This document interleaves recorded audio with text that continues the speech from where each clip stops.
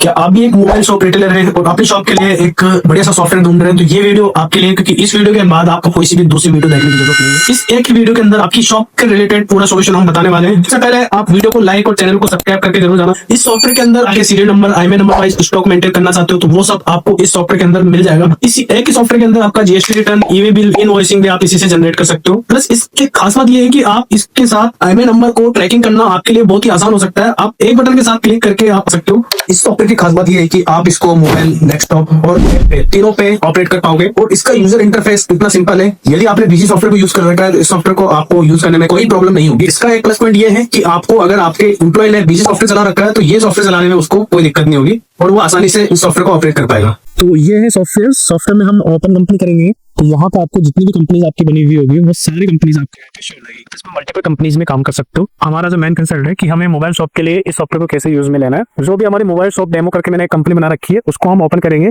तो जब आप कंपनी को ओपन करेंगे तो यहाँ पे यूजर नेम एंड पासवर्ड पूछेगा आपसे। अगर आप चाहते हो कि जो यूजर है उनको अलग अलग राइट्स देने, जिसको जो राइट दिया वो वही काम कर सके, तो वो ऑप्शन भी इसके अंदर है। यहाँ पे उसके लिए यूजर सेटिंग के अंदर ऑप्शन मिल जाएगा, यूजर सेटिंग एडमिनिस्ट्रेशन में। यहाँ पे आप उस यूजर की जो भी कॉन्फ़िगरेशन है, जो भी राइट्स है, उनको यहाँ पे डिसाइड कर सकते हैं। जिसको डी करके मैं एक यूजर बनाकर, मान लीजिए जैसे वो सेल्स के अंदर एडिट नहीं कर सकता, किसी वाउचर को डिलीट नहीं कर सकता, कैंसिल नहीं कर सकता, वो एडमिन यूजर के पास सारे राइट्स होते हैं। अदर यूजर होता है, उसको क्या क्या राइट्स देने हैं तो वो अपने हिसाब से यहाँ से आप चूज कर सकते हो। यहाँ तक कि आप अपने यूजर की इमेज भी डाल सकते हैं, तो यूजर का इमेज भी आप इसके अंदर डिफाइन कर सकते हैं। इसके अलावा यहाँ पे आपको सारे ऑप्शन दिए हुए होते हैं। Allow printing of documents, allow reprinting of documents, hide items value in voucher. इस यूजर के हिसाब से आप यहाँ पे इसके अंदर कॉन्फ़िगरेशन कर सकते हैं। अब नेक्स्ट हम चलते हैं सबसे पहले यहाँ पे परचेज के अंदर। ट्रांजैक्शन में आपको परचेज का ऑप्शन शो हो जाएगा। इस पे जैसे आप एंटर करोगे, एंटर करते यहाँ पे 3 ऑप्शन शो होते हैं आपको, क्रिएट, एडिट और यो। मान लीजिए मुझे एक वाउचर क्रिएट करना है तो यहाँ पे आप क्रिएट पे जाएंगे। यहाँ पे वाउचर की डेट डालेंगे, वाउचर नंबर डालेंगे, जिस पार्टी से आप परचेज कर रहे हो उस पार्टी का नाम यहाँ पे एंटर कर देंगे। अभी मान लीजिए मैंने एक ये पार्टी है ये बना रखी है ऑलरेडी, इसलिए यहाँ पे आ गए। अब मुझे यहाँ पे यदि कोई नई पार्टी बनानी है तो यहीं पे आपको Alt C बटन प्रेस कर देना है। आप यहाँ पे एक नया अकाउंट भी क्रिएट कर सकते हैं। जैसे मान लीजिए XYZ करके मैं एक क्रेडिट बना देता हूँ, XYZ ट्रेडर्स, जिससे हम माल परचेज करते हैं वो अपने लिए हो जाता है संडे क्रेडिट। ओके, इसके बाद यहाँ पे आप उसका ओपनिंग बैलेंस वगैरह जो है वो एंटर कर सकते हो। इससे ये रहेगा कि यदि उसका कोई पुराना बैलेंस है तो वो आप यहाँ पे डिफाइन कर सकते हैं। यहाँ पे आप उसका एड्रेस वगैरह डाल सकते हो। अदरवाइज अगर आपके पास उसके जीएसटी नंबर है तो आप डायरेक्टली यहाँ पे F4 बटन प्रेस करके उसके जो भी जीएसटी नंबर है वो यहाँ पे टाइप करेंगे। अगर आप यहाँ पे टाइप करके वैलिडेट पे क्लिक करेंगे तो जैसे वैलिडेट करेंगे उसकी पूरी डिटेल आपको यहाँ पे वैलिडेट हो जाएगी। जिस नाम से वो रजिस्टर्ड है पोर्टल पे, वो जीएसटी नंबर ऑटोमेटिकली वो सारी डिटेल आपको यहाँ पे शो हो जाएगी। देन नीचे एक बटन दिया हुआ होता है अपडेट इन मास्टर। आप जैसे ही इस पे क्लिक करेंगे तो ऑटोमेटिक जो भी आपकी डिटेल वहाँ पे वैलिडेट हुई थी वो सारी डिटेल आपको यहाँ पे एड्रेस वगैरह सब कुछ यहाँ पे फिलअप हो जाएगा। देन आप चाहो तो उसके मोबाइल नंबर यहाँ पे टाइप कर सकते हैं, ठीक है। देन कंट्रोल एस करके आप इसको सेव कर सकते हैं। अदरवाइज ये चीज आप मैनुअल भी कर सकते हो। यहाँ पे आप उसका एड्रेस वगैरह मैनुअल डालेंगे। मैनुअल डालने के बाद जैसे F2 करेंगे तो यहाँ पे रजिस्टर्ड का ऑप्शन आ जाएगा। मान लीजिए जिनसे आप परचेज कर रहे हो अगर वो अनरजिस्टर्ड है तो यहाँ पे अनरजिस्टर्ड सेलेक्ट कर सकते हो। अगर वो रजिस्टर्ड है मतलब उसके पास जीएसटी नंबर है तो यहाँ पे डाल सकते हो। अदरवाइज बहुत से क्लाइंट ऐसे होते हैं जिनकी फर्म कंपोजिशन में होती है तो वो आप यहाँ पे उस कंडीशन में आपको कंपोजिशन सेलेक्ट करना है। बिकॉज जब वो सेल करेगा तो उसके सेल बिल के अंदर जीएसटी नंबर तो होगा लेकिन उसमें जीएसटी लग के नहीं आएगा, क्योंकि कंपोजिशन की कंडीशन में सेल पे टैक्स नहीं लगता, ठीक है। तो उस कंडीशन में आपको यहाँ पे कंपोजिशन सेलेक्ट करना है। यदि जीएसटी नंबर है बट वो रेगुलर में है तो उस कंडीशन में आपको रजिस्टर सेलेक्ट करना है। देन उसके जीएसटी नंबर आप मैनुअली यहाँ पे टाइप कर सकते हैं और यहाँ से भी आप जीएसटी नंबर को वैलिडेट कर सकते हैं, ठीक है। देन कंट्रोल एस से डायरेक्ट सेव हो जाता है या फिर आप डायरेक्ट यहाँ पे सेव बटन पे क्लिक करके भी इसको सेव कर सकते हैं। कंट्रोल एस करके मैं इस मास्टर को सेव कर देता हूँ। तो ये देखिए यहाँ पे हमारा जो मास्टर है वो बन चुका है। एक पहले मैंने बनाया हुआ था एक ये बन गया, ठीक है। अब मैं मान लीजिए MS टेक्नोऑप्स से माल परचेज करता हूँ। अब देखिए यहाँ पे परचेज टाइप आता है। यहाँ पे परचेज टाइप में आपको LGST मल्टीरेट ले रखा है।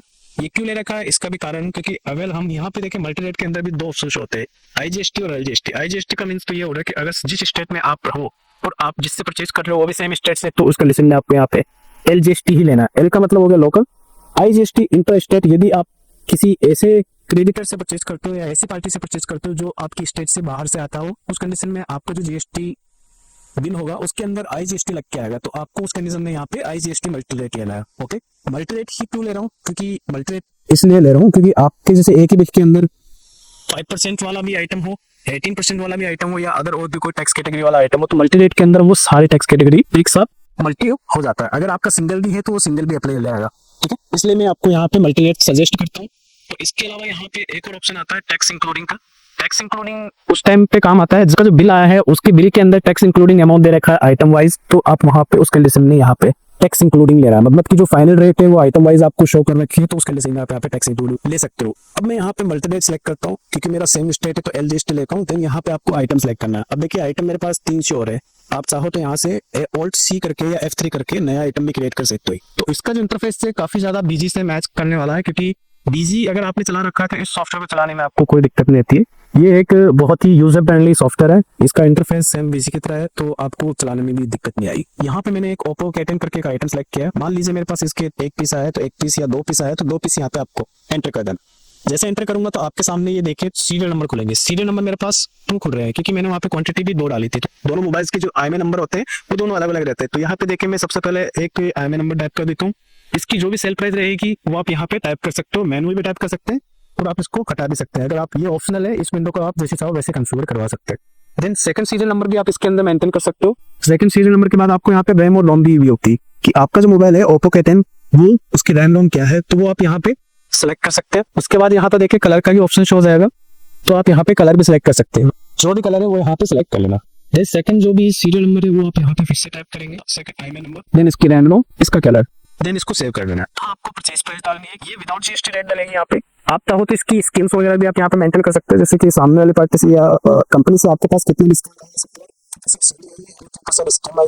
तो ऊपर से स्कीम आप कर सकते हैं।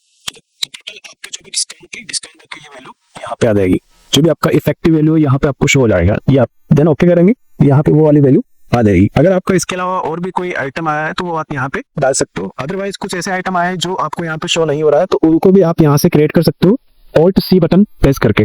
जैसे मान लीजिए iPhone 15 करके मैं यहाँ पे सिलेक्ट करता हूँ एप्पल, इसका जो भी HSN कोड और GST नंबर है वो यहाँ पे टाइप कर देना। देन यहाँ पे पीस सिलेक्ट करेंगे। अगर इसका कोई पुराना स्टॉक रखा हुआ है तो आप यहाँ पे ओपन में डाल सकते हैं। Ctrl+S आंसर, ये अपना एक आइटम बन चुका है। आपको आइटम इसी तरह से क्रिएट करना है। ठीक है, यहाँ पे मास्टर बनाने का एक और तरीका है, उसके लिए या तो आप यहाँ से फिर बाहर रखें, मास्टर्स के अंदर ऑप्शन नहीं जाता है। अगर पार्टी बना ली तो यहाँ पे अकाउंट के अंदर क्रिएट करना पड़ेगा आपको, ठीक है, तब जाके आप यहाँ पे किसी भी अकाउंट को क्रिएट कर सकते हो। ये एक लॉन्ग प्रोसेस है, और आइटम बनाना है तो यहाँ पे आप आइटम भी क्रिएट कर सकते हो। और यदि आपको किसी आइटम या मास्टर्स के अंदर एडिट करना है उसको, तो यहाँ पे एडिट वाला ऑप्शन भी दे रखा है। उस वाले आइटम या उस मास्टर को सिलेक्ट करके एंटर करोगे तो ये एडिट मोड ओपन हो जाएगा। आप इसके अंदर कुछ भी चेंज करना चाहते हो तो वो चेंज भी कर सकते हो। इसके अलावा यहाँ पे आप इसका क्वांटिटी डालेंगे। जैसे मान लीजिए 1 पीस आया तो 1 पीस मैंने यहाँ पे डाले, जो भी सीरियल नंबर है वो यहाँ डाले, कितने में सेल करना है वो आप यहाँ पे डाल सकते हो। सेकंड सीरियल नंबर जो भी है वो यहाँ पे डालेंगे, रैम रोम डालेंगे, कलर डालेंगे, देन सेव कर देंगे। इसके बाद आपको यहाँ पे इसकी परचेज प्राइस डालनी है, CD डालनी है, स्कीम वगैरह कुछ गया है तो वो आप यहाँ डाल के इसको भी आप एंटर कर देंगे। ये देखिए आप जो नेट प्राइस है वो ऑटोमेटिकली यहाँ पे आ गई, देन एंटर कर। अब इसमें हमें जैसे कुछ भाड़ा लगाना है या फ्लाइट एंड फॉरवर्डिंग चार्ज लगाना है, तो यहाँ से आपको यहाँ पे आना है। तो उसके लिए आप F2 बटन प्रेस कर सकते हो। यहाँ पे आप F दबाएंगे तो फ्लाइट एंड फॉरवर्डिंग चार्जेस के लिए ऑप्शन दे देगा। एंटर करके यहाँ पे आप उसका जो भी फ्लाइट एंड फॉरवर्डिंग चार्जेस है वो यहाँ पे आप टाइप कर सकते हो, तो वो आपके बिल के अंदर ऐड हो जाएगा। इसके बाद अगर GST लग रहा है तो आप यहाँ पे F4 बटन प्रेस करेंगे, या तो F4 बटन प्रेस करेंगे या फिर आप अप्लाई टैक्स बटन पे क्लिक कर सकते हो। जैसे इस पे क्लिक करेंगे ये यहाँ पे आपको टैक्स लगा रहेगा। देन ये देखिए आपका जो भी बिल है, बिल का अमाउंट आपको मैच कर लेना है कि आपका टैक्सेबल वैल्यू कितना है और CGST GST कितना है और टोटल अमाउंट कितना है, वो आपका मैच हो जाएगा। देन सेव बटन पे क्लिक करके ओके कर देंगे। इस तरह से आपकी परचेज कंप्लीट हो चुकी है। आपको स्टॉक में बताने लग जाएगा, तो उसके लिए आपको यहाँ पर रिपोर्ट के अंदर जाना है, inventory report, stock status, normal stock में ओके करेंगे तो ये देखिए हमारे पास दोनों मोबाइल्स यहाँ पे स्टॉक में शो हो रहा है। एक क्वांटिटी iPhone 15 की है और Oppo K10 5G की हमारे पास 2 क्वांटिटी है। ठीक है, जैसे इस पे एंटर करेंगे तो एंटर करते हैं यहाँ पे इसको कहाँ से परचेज किया है उसका पूरा डिटेल आ जाएगा। अब हम इन्हें सेल करने के लिए वापस से ट्रांजैक्शन के अंदर आते हैं और यहाँ पे सेल पे एंटर करते हैं, तो यहाँ 3 ऑप्शन शो होंगे। फर्स्ट है क्रिएट, एडिट और यू। क्रिएट में हम सबसे पहले एक सेल क्रिएट करते हैं। उसका कस्टमर कोई फाइनेंस करवाता है, जैसे मान लीजिए बजाज फाइनेंस से फाइनेंस करवाता है, तो उसका नाम आप नेम है वो यहाँ पे टाइप कर देंगे, एंटर करेंगे।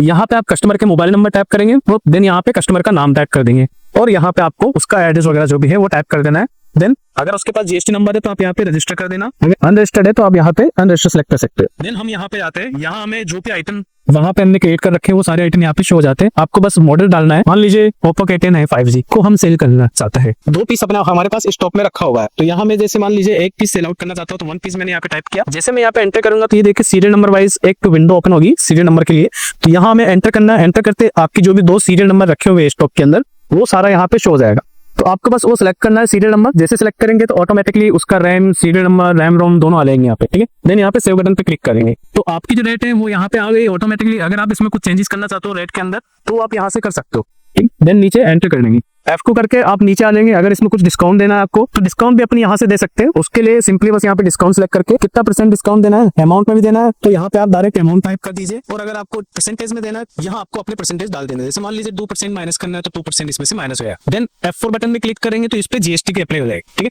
तो जो GST है वो 99% इस पे अप्लाई होगी। जैसे सेव करेंगे तो आपके सामने एक सेटलमेंट विंडो ओपन होगी। इस सेटलमेंट विंडो का मतलब ये है कि आपका कस्टमर यदि कुछ डाउन पेमेंट कर रहा है तो वो आप यहाँ पे टाइप कर दीजिए। मान लीजिए इन्होंने 5000 रुपीज डाउन पेमेंट कर दिया तो 5000 आप कैश में आया अपने पास तो कैश में लिख दीजिए, बैंक में आया तो बैंक में लिख दीजिए। अगर बैंक में नहीं आया तो बैंक को 0 कर देना।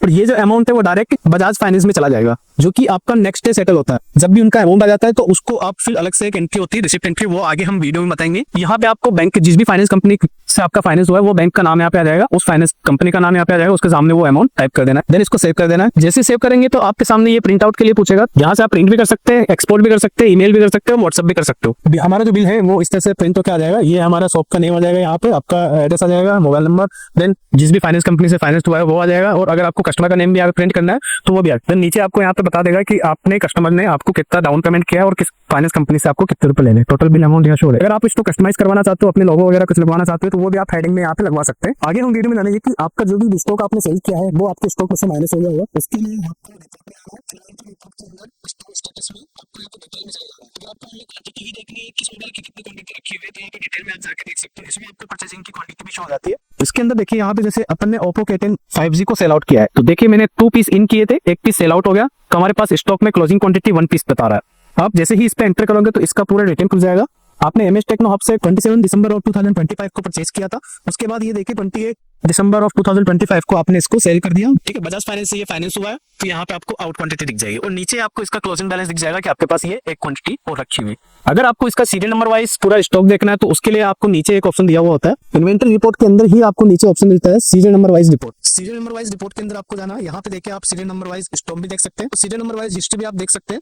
यहाँ आपको सारे ऑप्शन मिल जाएंगे सीरियल नंबर वाइज। अगर आपको स्टॉक देखना तो यहाँ स्टॉक में जाना, देन ओके करेंगे तो यहाँ पे देखिए आपको सीरियल नंबर वाइज स्टॉक बता देगा कि आपका इस फोन का उतने सीरियल नंबर ये क्वांटिटी रखी है। अभी देखिए आईफोन मेरे पास 1 रखा है तो आईफोन की एक क्वांटिटी का 1 सीरियल नंबर मुझे यहाँ पे शो कर दिया। सेकंड भी अगर देखना है तो सेकंड भी आपको यहाँ पे शो। इसके अलावा अगर आपको देखना है कि मेरे पास इसका डिस्क्रिप्शन में मुझे शो हो कि सीरियल नंबर 2 और कलर और रैम रोम कौन सी है तो उसको आप डिस्क्रिप्शन को यस करेंगे। ठीक है, तो इस तरह से आपको पूरी डिटेल शो कर देगा। सीरियल नंबर वाइज आपके पास ये स्टॉक रखा हुआ है। अभी मान लीजिए मैंने जो ये आइटम एक सेल किया है Oppo K10, अब इसका जो सीरियल नंबर है मुझे ट्रैक करना है। मान लीजिए मैंने जो ये आइटम सेल किया है इसका जो सीरियल नंबर है 111451, इसको मुझे डायरेक्टली ट्रैक करना है। कभी भी आपको जरूरत पड़ गई कि मुझे वो सीरियल नंबर देखना है तो आप डायरेक्टली Ctrl+Q बटन प्रेस करके डायरेक्ट यहाँ पे आइटम सीरियल नंबर हिस्ट्री में पहुंच जाएंगे। आपको यहाँ पे डेट वगैरह सेलेक्ट करके यहाँ आपको वो सीरियल नंबर टाइप कर देना है, जैसे 4x1 है। देन ओके करेंगे तो आपके सामने इस सीरियल नंबर की पूरी हिस्ट्री शो हो जाएगी। ये आपने कहाँ से परचेज किया है और किसको दिया है की पूरी हिस्ट्री आपके सामने यहाँ पे आ जाएगी। तो सीरियल नंबर भी सर्च करना आपके लिए बहुत ही आसान है। अगर आपको इसकी की जो है वो भी चेंज करनी है तो यहाँ से आप चेंज भी कर सकते हो। रिपोर्ट के अंदर जाके सीरियल नंबर वाइज रिपोर्ट में यहाँ पे आप सीरियल नंबर वाइज हिस्ट्री के अंदर ये जो मैंने भी यहाँ पे Ctrl+Q टाइप किया हुआ है आप चाहे तो यहाँ से शॉर्टकट की डिलीट करके अपनी खुद की अपने हिसाब से शॉर्टकट की क्रिएट भी कर सकते हैं। जैसे मान लीजिए Ctrl+1 रखना है तो आप यहाँ पे Ctrl+1 टाइप करके सेव कर दीजिए। तो जब कभी भी आपको जैसे सीरियल नंबर की हिस्ट्री जाननी है फिर आगे से आपको बस Ctrl और 1 बटन प्रेस करना है, डायरेक्ट आप यहाँ पे पहुंच जाओगे और यहाँ पे सीरियल नंबर डालोगे, देन ओके करोगे, आपके सामने सीरियल नंबर की हिस्ट्री ओपन हो जाएगी। तो इस तरह से आप अपना सीरियल नंबर वाइज पूरा स्टॉक परचेज और सेल कर सकते हो और फिर उसकी हिस्ट्री देख सकते हो। अब हम आते हैं जो आपने सेल किया है बजाज फाइनेंस से, जैसे नेक्स्ट डे उसका पेमेंट आ जाता है। यदि आपको देखना है कि मुझे किन किन से पेमेंट लेना है, जो भी आपकी आउटस्टैंडिंग है वो सारी देखनी है, तो उसके लिए आपको रिपोर्ट्स के अंदर अकाउंटिंग रिपोर्ट में आउटस्टैंडिंग रिपोर्ट के अंदर जाना है। यहाँ आपको अमाउंट रिसीवेबल समथिंग का ऑप्शन मिल जाएगा, इस पे आपको क्लिक करना है। जिन जैसे भी आपको पैसा लेना है वो सारा बैलेंस यहाँ पे शो हो जाएगा। बजाज फाइनेंस से मुझे 12,345 रुपीज लेने हैं। जैसे मान लीजिए इसका नेक्स्ट डे पेमेंट आ जाता है तो उसके लिए आपको ट्रांजेक्शन के अंदर रिसिप्ट ऐड करनी है। ट्रांजेक्शन के अंदर रिसिप्ट में आपको आ जाना है, यहाँ पे क्रिएट करना है। मान लीजिए वो जो सेल करी थी अपन ने 28 को करी थी, 29/12 को आपके पास पेमेंट आ जाता है। किससे आई है पहले तो आपको उसका नाम यहाँ पे सिलेक्ट करना है। बजाज फाइनेंस से आई है इसलिए यहाँ पे बजाज फाइनेंस मैंने यहाँ पे सिलेक्ट कर लिया। बजाज फाइनेंस से जो भी अमाउंट आपको आया है वो अमाउंट यहाँ पे टाइप करना है। आपको कैसे आया, बैंक में आया तो बैंक यहाँ पे सिलेक्ट करके देन सेव कर देंगे। तो अब जो होगा आपका बजाज फाइनेंस का लेजर क्लियर हो चुका होगा। अगर आपको किसी का भी लेजर देखना है तो डायरेक्ट आप रिटेल बटन भी प्रेस कर सकते हो, या फिर यहाँ पे देखिए साइड में आपको सारी शॉर्टकट कीज दे रखी है। यहाँ पे देखिए यहाँ पे आपको अकाउंट लेजर का ऑप्शन मिल जाएगा, आप डायरेक्ट इस पे भी क्लिक कर सकते हो। अदरवाइज आपको रिपोर्टिंग के अंदर जाके देखना है तो यहाँ पे रिपोर्ट में अकाउंटिंग रिपोर्ट अकाउंट बुक के अंदर आपको लेजर का ऑप्शन मिल जाएगा। यहाँ से भी आप जाके लेजर देख सकते हो किसी भी टाइप का। अभी हमें बजाज फाइनेंस का लेजर देखना तो मैंने यहाँ पे बजाज फाइनेंस सेलेक्ट किया। सेव करने के बाद कि हमारा 28 को तो हमने सेल की थी और उसके बाद ये रिसिप्ट आ गया हमारे पास 29 को, तो इसका अमाउंट तो जीरो हो चुका है। इसी तरह से आप जो हमारा MS टेक्नो हब करके हमने जिनसे परचेज किया था उसका भी लेजर यहाँ पे देख सकते हो। तो यहाँ पे उसका नाम आपको सिलेक्ट करना है, जो भी पार्टी आपकी है उसको सिलेक्ट करके एंटर करेंगे तो आपको इनको हमें 95,785 रुपीज करीबन हमें यहाँ पे इनको पे कर ले। तो उसके लिए हमें करना क्या है, यहाँ पे ट्रांजेक्शन के अंदर पेमेंट का ऑप्शन आपको मिलेगा। जो आपके पास रिसीव हुआ है उसको रिसिप्ट में क्रिएट करना है, रिसिप्ट में डालना है। जो आपके पास से जा रहा है, पेमेंट कर रहे हो, आपके बैंक में से माइनस होने वाला है, उसको आपको पेमेंट में जाके क्रिएट करना है। तो यहाँ पे पेमेंट में जिस भी डेट को आपने पेमेंट किया वो डेट आपको यहाँ पे टाइप करनी है, किसको पेमेंट किया उसका नाम यहाँ पे टाइप करना है।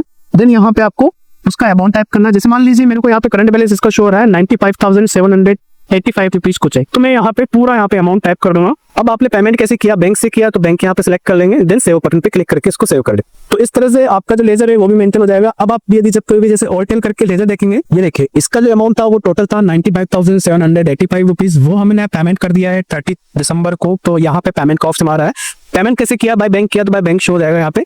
देन यहाँ पे इसका अमाउंट भी जीरो हो चुका है। तो इस तरह से आप अपना परचेज जिससे करते हो उसकी लेजर को भी मेंटेन कर सकते हो, और जिनको आप उधार सेल करते हो तो उनकी भी लेजर आपको मेंटेन हो जाएगी। यदि आपको देखना है कि मुझे डे बुक मैंने पूरे दिन में कौन कौन सी इन्वेंटरीज करी है, तो यहाँ पे आपको रिपोर्ट के अंदर आ जाना है, अकाउंटिंग रिपोर्ट में अकाउंटिंग बुक्स के अंदर आपको जाना है। यहाँ आपको डे बुक का ऑप्शन मिल जाएगा, डे बुक में आपको चले जाना है, कब से कब तक की किस डेट की आपको डे बुक देखनी है वो डेट यहाँ पे डाल देनी है। देन ओके करोगे तो यहाँ पे फुल अबाउट द डिटेल्स के साथ वो सारी डिटेल्स आपको शो रहेगी, कौन कौन सी इन्वेंटरीज आपने किस किस डेट में क्या क्या करा। अब जो भी आपने सेल करी थी रिपोर्ट देख ली शाम को कि मैंने आज कितनी सेल करी है टोटल, तो उसके लिए आपको रिपोर्ट्स के अंदर आ जाना है, अकाउंटिंग रिपोर्ट में ही आपको अकाउंट समरी के अंदर जाना है। यहाँ पे सेटलमेंट डिटेल, जिस भी तरह से आपको सेटलमेंट समरी देखनी है, डिटेल्स देखना है, अलग अलग सेलेक्ट कर सकते हो।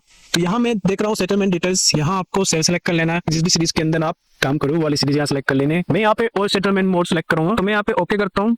तो ये देखिए सामने पूरी रिपोर्ट आ रही है, यहाँ पे सेल हमने करी है बजाज फाइनेंस के थ्रू करी है। तो केस हमारे पास 5,000 रुपीज उस टाइम डाउन पेमेंट आ चुका था, बाकी का फाइनेंस कंपनी से लेना था। तो टोटल हमारी कितनी सेल हुई है वो यहाँ पे शो हो रही है। अगर और भी बिल होते तो इसके नीचे आपको शो हो जाते और उसका टोटल आपको यहाँ पे शो हो जाता। तो इस तरह से आप डेली की जो भी सेल है उसको भी मैनेज कर पाओगे। जैसे आपके पास केस कितना आया है, यूपीआई में कितना आया है, और बाकी जो ट्रांजेक्शन सोर्स है आप उस हिसाब से यहाँ पे पूरा एक मैनेज कर सकते हो सेटलमेंट विंडो के साथ। तो यहाँ से आपको इस तरह से आपकी जो अकाउंटिंग है प्रॉपर तरीके से इसके अंदर हो जाएगी। तो अब हम चलते हैं जीएसटी रिटर्न्स की तरफ। उसके लिए आपको रिपोर्ट्स के अंदर जीएसटी रिपोर्ट्स में आ जाना है। यहाँ आपको जीएसटी R1 का ऑप्शन शो हो जाएगा। अगर आप रेगुलर में हो और आपका मंथली रिटर्न जाता है तो हर महीने की 10 तारीख से पहले आपको R1 देनी होती है और हर महीने की 20 तारीख से पहले आपको 3B देनी होती है। तो सबसे पहले मैं आपको यहाँ पे R1 बता देता हूँ। जो हमारी R1 यहाँ पे रेडी हो चुकी है, R1 के अंदर हम एंटर करते हैं जिस भी मंथ की आपको रिपोर्ट भेजनी है उस मंथ की यहाँ पे डेट डालनी है। जैसे मान लीजिए मैं 1 दिसंबर से 30 दिसंबर या 31 दिसंबर तक का एक रिटर्न में तैयार करता हूँ। जैसे ओके करेंगे तो आपके सामने रिपोर्ट जनरेट हो जाएगी। ये देखिए यहाँ पे आपको B2B, B2C, स्मॉल डिटेल सारी चीजें आपको यहाँ पे डिटेल में दे रखी होती है। B2C तो वो होता है जिसके पास यदि अपन अनरजिस्टर्ड पार्टी को सेल करते हैं तो उस कंडीशन में B2C के अंदर वो वाले बिल आएंगे, और यदि आप बिजनेस टू बिजनेस सेल कर रहे हो तो उस कंडीशन में B2B के अंदर वो वाले इनवॉइसेस शो होंगे। देन इसके अलावा यहाँ पे एचएसएन समरी भी आपको नीचे दी हुई होती है। जो गवर्नमेंट ने अभी 1 मई ऑफ 2025 से जो चेंजेस किया था B2B और B2C की एचएसएन समरी भी आपको देनी थी, तो वो भी आपको सॉफ्टवेयर के अंदर अप टू डेट है। जीएसटी के अंदर कुछ भी चेंज होता है तो वो सारा कुछ आपको सॉफ्टवेयर में अप टू डेट मिलेगा। तो ये तो हो गया अपना R1। नेक्स्ट जो आता है हमारा वो है 3B। 3B के अंदर भी मैं आपको दिखा देता हूँ। डेट डालेंगे, ओके करेंगे तो इस तरह से हमारी 3B भी जनरेट हो चुकी है यहाँ पे। तो यहाँ आपको 3B में भी पूरी डिटेल आ जाएगी, जो भी आपकी सेल है वो और परचेज है वो, तो पूरा आपको आउटवर्ड और इनवर्ड यहाँ पे शो हो जाएगा। नीचे आप थोड़ा सा स्क्रॉल करेंगे तो यहाँ पे आपको इनवर्ड भी शो हो जाएगी। ठीक है, तो इस तरह से आपकी जो जीएसटी रिपोर्ट है वो भी यहाँ पे इसी सॉफ्टवेयर के अंदर आपकी बन जाएगी। अगर आपको सीए को सेंड करनी है तो यहीं से आप उसको ईमेल भी कर सकते हो, एक्सेल में भी आप उसको एक्सपोर्ट कर सकते हो। यहाँ पे आपको एनुअल रिपोर्ट में दी हुई होती है जीएसटी R9, तो वो भी आपको इसके अंदर मिल जाएगी। अगर आपको इस सॉफ्टवेयर का डेमो देखना है तो डिस्क्रिप्शन में हमने हमारा नंबर दे रखा है, आप वहां से हमसे कॉन्टेक्ट कर सकते हो और हम आपको इसका लाइव डेमो प्रोवाइड करवा देंगे। Thank you. तो मिलते हैं एक ऐसी ही नई वीडियो के साथ, तब तक के लिए सभी को थैंक यू। राधे राधे।